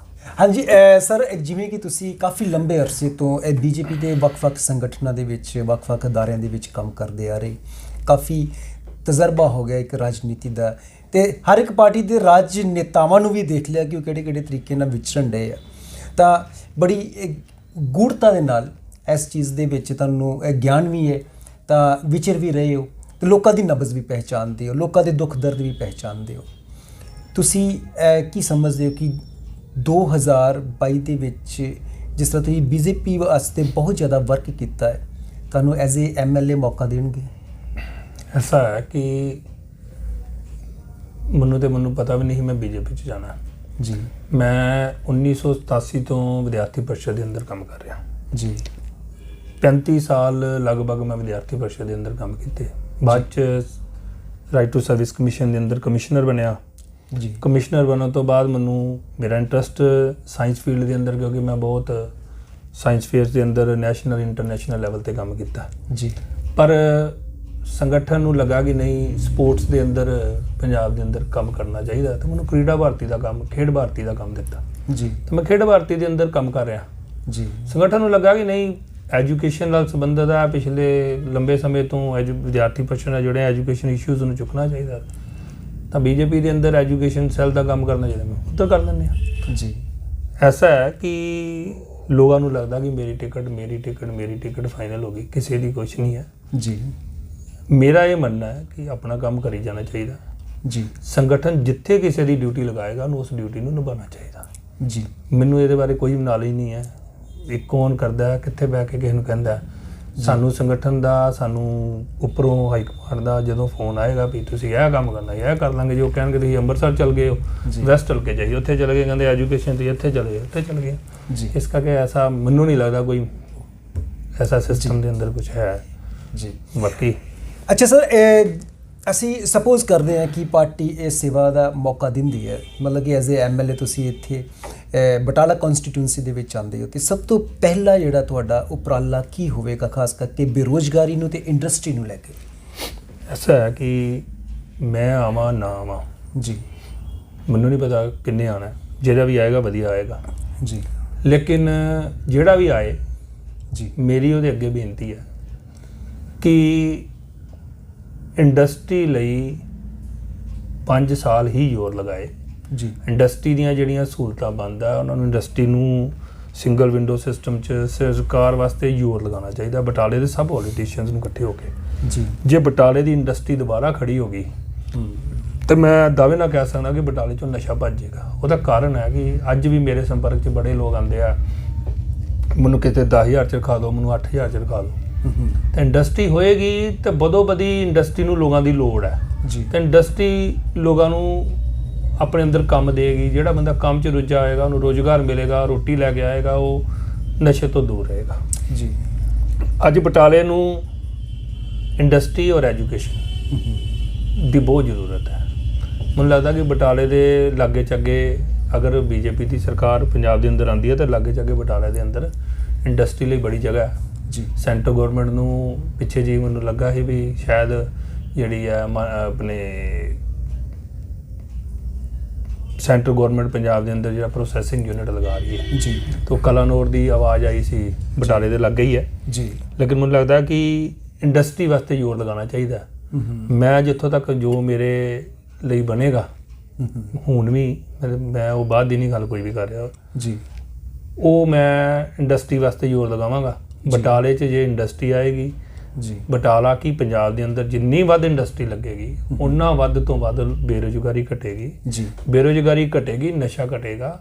ਐਜੂਕੇਸ਼ਨ ਔਰ ਇੰਡਸਟਰੀ, ਇਹ ਦੋ ਚੀਜ਼ਾਂ ਲਈ ਮੈਨੂੰ ਲੱਗਦਾ ਕਿ ਸਾਰੇ ਪੋਲੀਟੀਸ਼ੀਅਨਸ ਨੂੰ ਜੀ, ਪਰ ਉਹਨਾਂ ਦਾ ਤਾਂ ਵਿਸ਼ਵਾਸ ਲੋਕਾਂ ਦਾ ਉੱਠ ਗਿਆ, ਜ਼ੋਰ ਲਗਾਉਣਾ ਚਾਹੀਦਾ ਹੈ। ਆਪਾਂ ਸਟੇਜ ਦੇ ਉੱਤੇ ਤਾੜੀ ਮਾਰਨ ਲਈ ਸਭ ਨੂੰ ਜਿਹੜਾ ਵਾ ਸਿਰਫ ਆਪਣੀ ਵਾਹ ਖੱਟਣ ਲਈ ਆਪਾਂ ਲੋਕ ਕੰਮ ਕਰਦੇ ਆ। ਬਿਲਕੁਲ। ਤੇ ਮੈਨੂੰ ਲੱਗਦਾ ਕਿ ਕੰਮ ਜਿਹੜਾ ਲੋਕਾਂ ਲਈ ਜੇ ਐਕਚੁਅਲ 'ਚ ਲੀਡਰ ਬਣਨਾ ਜੀ ਤੇ ਰਾਜ ਨਹੀਂ ਸੇਵਾ ਜਿਹੜਾ ਆਪਾਂ ਖਾਂਦੇ ਆ ਮੇਵਾ, ਉਹਨੂੰ ਛੱਡ ਕੇ ਜੀ ਆਪਾਂ ਨੂੰ ਸਮਾਜ ਦੇ ਅੰਦਰ ਬੇਰੁਜ਼ਗਾਰੀ ਖਤਮ ਕਰਨ ਵੱਲ ਜਾਣਾ ਚਾਹੀਦਾ। ਬਿਲਕੁਲ। ਬਹੁਤ ਬੁਰੇ ਹਾਲਾਤ ਆ ਲੋਕਾਂ ਦੇ ਘਰਾਂ ਦੇ, ਲੋਕਾਂ ਕੋਲ ਪੈਸੇ ਨਹੀਂ ਹੈ, ਜੀ ਰੋਟੀ ਲਈ ਪੈਸੇ ਨਹੀਂ ਹੈ। ਇਸ ਕਰਕੇ ਉਹਦੇ ਉੱਤੇ ਥੋੜਾ ਫੋਕਸ ਕਰਨਾ ਚਾਹੀਦਾ। ਜੀ ਸਰ, ਕਾਫੀ ਡਿਟੇਲ ਦੇ ਵਿੱਚ ਤੁਸੀਂ ਸਾਰੀ ਜਿਹੜੀ ਇਹ ਜਾਣਕਾਰੀ ਜਿਹੜੀ ਸਾਡੇ ਦਰਸ਼ਕਾਂ ਨੂੰ ਦਿੱਤੀ ਹੈ। ਤਾਂ ਅੰਤ ਵਿੱਚ ਮੈਂ ਚਾਹਾਂਗਾ ਕਿ ਆਵਾਮ ਨੂੰ, ਖਾਸ ਕਰਕੇ ਜਿਸ ਤਰ੍ਹਾਂ ਇਲੈਕਸ਼ਨ 2022 ਨਜ਼ਦੀਕ ਆ ਗਿਆ ਦਾ ਹੈ, ਤੇ ਵੋਟਿੰਗ ਵਾਸਤੇ ਖਾਸ ਕਰਕੇ ਬਹੁਤ ਸਾਰੇ ਇਹੋ ਜਿਹੇ ਕਹਿ ਲਓ ਕਿ ਰੇਸ਼ੋਜ਼ ਆਉਂਦੀਆਂ ਜਿਹੜੀਆਂ ਕਿ 70% ਜਾਂ 75% ਤੋਂ ਉੱਪਰ ਜਿਹੜੀ ਹੈ ਵੋਟਿੰਗ ਨਹੀਂ ਹੋ ਰਹੀ ਅੱਜ ਕੱਲ੍ਹ। ਤਾਂ ਇੱਕ ਤੇ ਉਹਨਾਂ ਬਾਰੇ ਇੱਕ ਜਾਣਕਾਰੀ ਜਾਂ ਇੱਕ ਮੈਸੇਜ ਜ਼ਰੂਰ ਦਿਓ, ਜਾਂ ਵੋਟ ਕਿਸ ਨੂੰ ਕਰਨੀ ਚਾਹੀਦੀ ਹੈ, ਕਿਵੇਂ ਕਰਨੀ ਚਾਹੀਦੀ ਹੈ, ਇਹ ਸਾਡੇ ਦਰਸ਼ਕਾਂ ਨੂੰ ਜ਼ਰੂਰ ਦੱਸਿਓ ਤਾਂ ਕਿ ਉਹ ਕੋਈ ਨਾ ਕੋਈ ਜ਼ਰੂਰ ਸੇਧ ਲੈ ਸਕਣ। ਇੱਕ ਤਾਂ ਵੋਟ ਸਾਡਾ ਅੰਦਰ ਜਿਹੜਾ ਸਾਡੇ ਕੋਲ ਇਸ ਵੇਲੇ ਹਥਿਆਰ, ਅਗਲੇ 5 ਸਾਲ ਦਾ ਸਾਡਾ ਫਿਊਚਰ ਸਾਡੇ ਹੱਥ 'ਚ ਹੈ ਜੀ। ਸਾਡੀ ਇੱਕ ਵੋਟ ਅਟਲ ਬਿਹਾਰੀ ਵਾਜਪਾਈ ਦੀ ਸਰਕਾਰ ਇੱਕ MP ਦੀ ਗਿਣਤੀ ਤੋਂ ਡਿੱਗ ਪਈ ਜੀ, ਲੋਕਾਂ ਨੂੰ ਭੁਗਤਣਾ ਪਿਆ। ਸਾਡੀ ਇੱਕ ਵੋਟ, ਕਈ MP ਕਈ MLA ਇੱਕ ਵੋਟ ਤੋਂ ਹਾਰ ਜਾਂਦੇ ਆ ਜੀ। ਸਾਡੀ ਇੱਕ ਵੋਟ ਨਾਲ ਹੀ ਸਰਕਾਰ ਪੰਜਾਬ ਦੇ ਅੰਦਰ ਅੱਜ ਜੋ ਹਾਲਾਤ ਹੈ ਬਣ ਸਕਦੀ ਹੈ ਔਰ ਡਿੱਗ ਸਕਦੀ ਹੈ। ਜਿਸ ਬੰਦੇ ਨੂੰ ਆਪਾਂ ਵੋਟ ਪਾਣੀ ਹੈ, ਮੇਰਾ ਇਹ ਹੈ ਕਿ ਉਸ ਬੰਦੇ ਨੂੰ ਜ਼ਰੂਰ ਇੱਕ ਵਾਰੀ ਪਰਖ ਜੀ। ਪਾਰਟੀ ਨੂੰ ਦੇਖੋ ਕਿ ਉਸ ਪਾਰਟੀ ਨੇ ਜਿਹੜੇ ਝੂਠੇ ਵਾਅਦੇ ਕੀਤੇ ਸੀ ਉਹ ਪੂਰੇ ਕੀਤੇ। ਕਿਆ ਪੰਜਾਬ ਨੂੰ ਅਸੀਂ ਕਰਜ਼ੇ ਦੇ ਦਲਦਲ 'ਚ ਫਸਾਉਣ ਤੇ ਨਹੀਂ ਜਾ ਰਹੇ ਜੀ। ਉਹ ਕਰਜ਼ਾ ਕਈ ਵਾਰੀ ਸਾਨੂੰ ਲੱਗਦਾ ਉਹ ਤਾਂ ਕਾਗਜ਼ਾਂ 'ਚ ਹੀ ਹੈ, ਸਾਡੇ ਤੇ ਥੋੜ੍ਹੀ ਹੈ। ਇਹ ਤੇ ਤੁਹਾਨੂੰ ਉਦੋਂ ਪਤਾ ਲੱਗਦਾ ਜਦੋਂ ਸਰਕਾਰ ਟੈਕਸਾਂ ਦਾ ਜਿੱਤਣ ਤੋਂ ਤੁਰੰਤ ਬਾਅਦ ਜੀ ਭਾਰੀ ਜਿਹੜੇ ਆ ਟੈਕਸ ਤੁਹਾਡੇ ਲੋਕਾਂ ਦੇ ਉੱਤੇ ਲੱਗਦੇ ਆ ਜੀ। ਤਾਂ ਸਾਨੂੰ ਇਹ ਸੋਚ ਕੇ ਵੋਟ ਕਰਨੀ ਚਾਹੀਦੀ ਹੈ। ਇੱਕ ਤਾਂ 100% ਵੋਟ ਹੋਣੀ ਚਾਹੀਦੀ ਹੈ, ਕੋਈ ਵੀ ਵੋਟਰ ਆਪਣੇ ਘਰ ਨਹੀਂ ਰਹਿਣਾ ਚਾਹੀਦਾ ਜੀ। ਦੂਸਰਾ, ਇਹ ਸੋਚ ਕੇ ਵੋਟ ਕਰਨੀ ਚਾਹੀਦੀ ਹੈ ਕਿ ਅੱਜ ਪੰਜਾਬ ਦੇ ਹਾਲਾਤਾਂ ਨੂੰ ਕੌਣ ਠੀਕ ਕਰ ਸਕਦਾ, ਕਿਹੜੀ ਪੋਲੀਟੀਕਲ ਪਾਰਟੀ ਝੂਠੇ ਵਾਅਦੇ ਨਹੀਂ ਕਰਦੀ, ਕਿਹੜੀ ਪੋਲੀਟੀਕਲ ਪਾਰਟੀ ਸਾਨੂੰ ਅੱਛਾ ਡਿਵੈਲਪਮੈਂਟ ਦਾ ਸਟਰਕਚਰ ਦੇ ਸਕਦੀ ਹੈ, ਕਿਹੜੀ ਪੋਲੀਟੀਕਲ ਪਾਰਟੀ ਸਾਨੂੰ ਅੱਛਾ ਹੈਲਥ ਸਿਸਟਮ ਦੇ ਸਕਦੀ ਹੈ, ਕਿਹੜੀ ਪੋਲੀਟੀਕਲ ਪਾਰਟੀ ਗਰੀਬਾਂ ਨੂੰ ਰਾਸ਼ਨ ਦੇ ਸਕਦੀ ਹੈ, ਕਿਹੜੀ ਪੋਲੀਟੀਕਲ ਪਾਰਟੀ ਨੌਕਰੀ ਦੇ ਸਕਦੀ ਹੈ, ਕਿਹੜੀ ਪੋਲੀਟੀਕਲ ਪਾਰਟੀ ਸਾਨੂੰ ਅੱਛਾ ਐਜੂਕੇਸ਼ਨ ਸਿਸਟਮ ਦੇ ਸਕਦੀ ਹੈ। ਅੱਛਾ ਐਜੂਕੇਸ਼ਨ ਸਿਸਟਮ ਦੇ ਅੰਦਰ ਸਕੂਲਾਂ ਦੇ ਅੰਦਰ ਪੜ੍ਹਾਉਣ ਵਾਲੇ ਵਧੀਆ ਟੀਚਰ, ਸਕੂਲਾਂ ਦੇ ਅੰਦਰ ਪੜ੍ਹਾਉਣ ਵਾਲੇ ਕੰਮ ਕਰਨ ਵਾਲੇ ਲੋਕ, ਇਨਫਰਾਸਟ੍ਰਕਚਰ ਤੋਂ ਇਲਾਵਾ ਸਾਨੂੰ ਕੌਣ ਜਿਹੜਾ ਫ੍ਰੀ +2 ਤੱਕ ਐਜੂਕੇਸ਼ਨ ਦੇ ਸਕਦਾ ਜੀ। ਔਰ ਸਾਡੀ ਜੇ ਬੱਚੇ ਪੜ੍ਹਨਗੇ ਤੇ ਨੈਚੁਰਲੀ ਆ ਵੀ ਇੰਡਸਟਰੀ ਲੱਗੀ ਹੋਏਗੀ, ਉਹ ਇੰਡਸਟਰੀ 'ਚ ਕੰਮ ਕਰਨਗੇ ਔਰ ਖੁਸ਼ਹਾਲੀ ਆਏਗੀ। ਐਸਾ ਮੇਰਾ ਵਿਚਾਰ ਹੈ ਕਿ ਵੋਟ ਸਭ ਨੂੰ ਕਰਨੀ ਚਾਹੀਦੀ ਹੈ। ਕਿਹਨੂੰ ਕਰਨੀ ਹੈ ਸਭ ਲੋਕ ਇੱਕ ਵਾਰੀ ਸੋਚ ਕੇ ਜ਼ਰੂਰ ਕਰਨੇ, ਮੇਰਾ ਇੰਨਾ ਹੀ ਕਹਿਣਾ ਸਭ ਜੀ। ਅੱਜ ਅਸੀਂ ਤੁਹਾਡੀ ਮੁਲਾਕਾਤ ਕਰਵਾਈ ex-RTS commissioner Punjab doctor Pankaj Mahajan ji ਦੇ ਨਾਲ, ਜਿਨ੍ਹਾਂ ਨੇ ਕਾਫੀ ਆਪਣੀ ਤਜਰਬੇ ਦੇ ਆਧਾਰ ਦੇ ਉੱਪਰ ਇਹ ਦੱਸਿਆ ਕਿ ਬੇਸਿਕਲੀ ਪੰਜਾਬ ਦੇ ਲੋਕਾਂ ਨੂੰ, ਸਮਾਜ ਨੂੰ ਕਿਹੜੀ ਚੀਜ਼ ਦੀ ਜ਼ਰੂਰਤ ਪੈਂਦੀ ਹੈ ਤੇ ਕਿਹੜੀਆਂ ਚੀਜ਼ਾਂ ਕਿਸ ਤਰੀਕੇ ਦੇ ਨਾਲ ਹੋਣੀਆਂ ਚਾਹੀਦੀਆਂ ਹੈ। ਤੇ ਸਭ ਤੋਂ ਵੱਡੀ ਗੱਲ ਹੈ ਜਾਗਰੂਕਤਾ ਦੀ। ਜੇਕਰ ਅਸੀਂ ਜਾਗਰੂਕ ਹੋ ਕੇ ਆਪਣੇ ਵੋਟ ਦਾ ਇਸਤੇਮਾਲ ਕਰਦੇ ਹਾਂ ਤੇ ਸਰਕਾਰ ਨੂੰ ਬਦਲਣ ਦਾ, ਆਪਣੇ ਮੁਤਾਬਕ ਵਧੀਆ ਸਰਕਾਰ ਜੋ ਕਿ ਸਾਰੀ ਬੁਨਿਆਦੀ ਸਹੂਲਤਾਂ ਜੋ ਸਾਨੂੰ ਪ੍ਰਦਾਨ ਕਰ ਸਕਦੀ ਹੈ, ਉਹਨਾਂ ਨੂੰ ਸੱਤਾ ਦੇ ਵਿੱਚ ਲਿਆਉਣ ਦੀ ਇੱਕ ਜਿਹੜੀ ਪਾਵਰ ਹੈ ਉਹ ਇੱਕ ਆਮ ਨਾਗਰਿਕ ਦੇ ਵਿੱਚ ਵੀ ਹੁੰਦੀ ਹੈ। ਅਸੀਂ ਆਉਣ ਵਾਲੇ ਸਮੇਂ ਦੇ ਵਿੱਚ ਵੀ ਡਾਕਟਰ ਪੰਕਜ ਮਹਾਜਨ ਜੀ ਨਾਲ ਆਪ ਜੀ ਦੇ ਰੂਬਰੂ ਕਰਵਾਉਂਦੇ ਰਵਾਂਗੇ। ਤਦ ਤੱਕ ਵਾਸਤੇ ਪਿਆਰੇ ਦਰਸ਼ਕੋ ਇਜਾਜ਼ਤ ਦਿਓ। ਬਹੁਤ ਬਹੁਤ ਸ਼ੁਕਰੀਆ ਡਾਕਟਰ ਪੰਕਜ ਮਹਾਜਨ ਜੀ, ਆਪ ਜੀ ਦਾ ਵੀ ਸਾਡੇ ਚੈਨਲ ਤੇ ਆਉਣ ਤੇ ਬਹੁਤ ਬਹੁਤ ਸ਼ੁਕਰੀਆ। ਧੰਨਵਾਦ ਜੀ ਤੁਹਾਡਾ ਜੀ, ਤੁਸੀਂ ਮੌਕਾ ਦਿੱਤਾ।